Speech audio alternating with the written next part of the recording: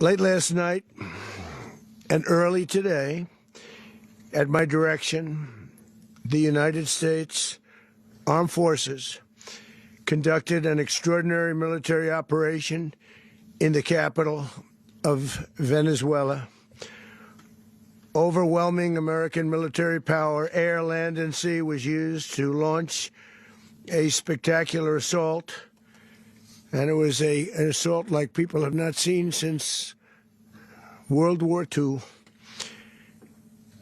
It was a force against a heavily fortified military fortress in the heart of Caracas to bring outlaw dictator Nicolas Maduro to justice.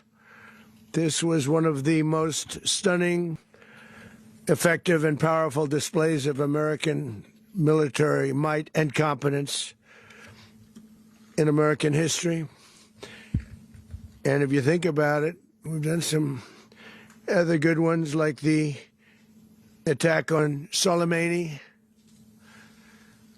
the attack on al-Baghdadi, and the obliteration and decimation of the Iran nuclear sites just recently in an operation known as Midnight Hammer.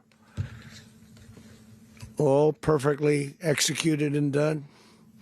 No nation in the world could achieve what America achieved yesterday, or frankly, in just a short period of time. All Venezuelan military capacities were rendered powerless as the men and women of our military, working with U.S. law enforcement, successfully captured Maduro in the dead of night. It was dark. The lights of Caracas were largely turned off due to a certain expertise that we have. It was dark and it was deadly. But captured along with his wife, Celia Flores, both of whom now face American justice. Maduro and Flores have been indicted. All right. So the United States, under the command of Donald Trump, has chosen to engage in an active war against Venezuela in the wee hours of this morning, and wound up capturing Venezuelan President Nicolas Maduro and his wife following a military tactical raid accompanied with several reported airstrikes in the capital of Caracas. Although Trump has been talking his talk about Maduro and Venezuela in regard to like drug trafficking and whatnot.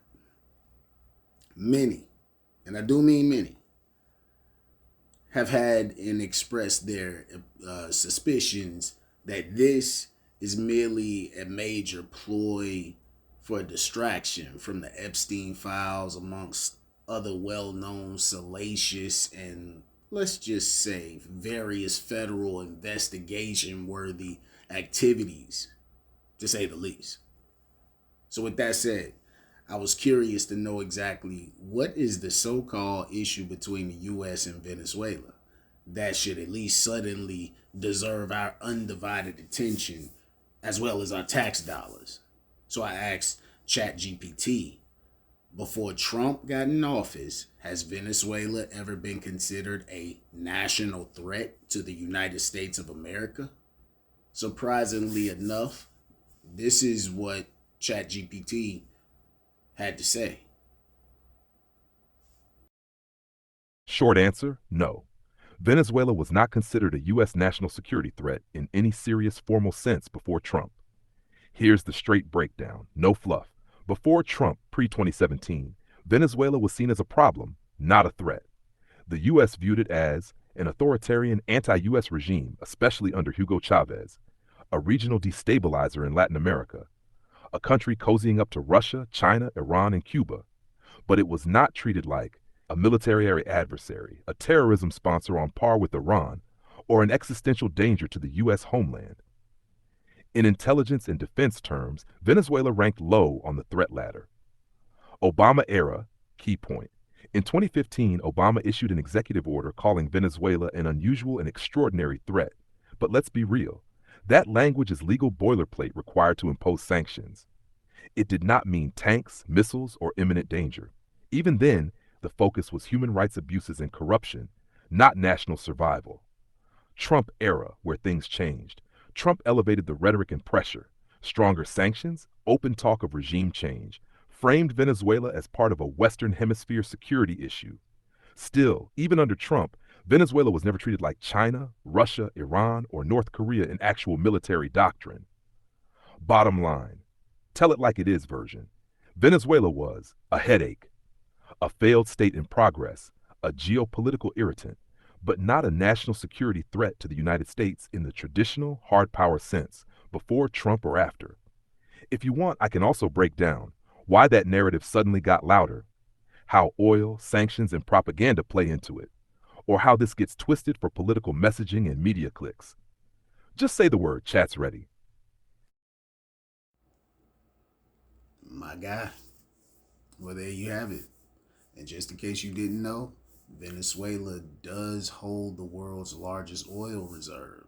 So anybody who remembers or even experienced the last few wars that were based upon oil, we pretty much know how this goes. So getting those comments, I love to see and hear what you all think about this. And don't forget to like and subscribe. And bless up.